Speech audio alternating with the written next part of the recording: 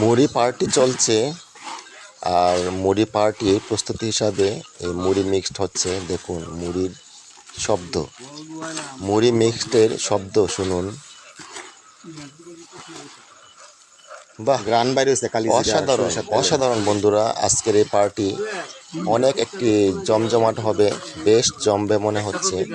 মুড়ি মিক্সড দেখে খুবই যত্ন সহকারে বিভিন্ন রকম ঢঙে আজকে মুড়ি মিক্সড করা হচ্ছে।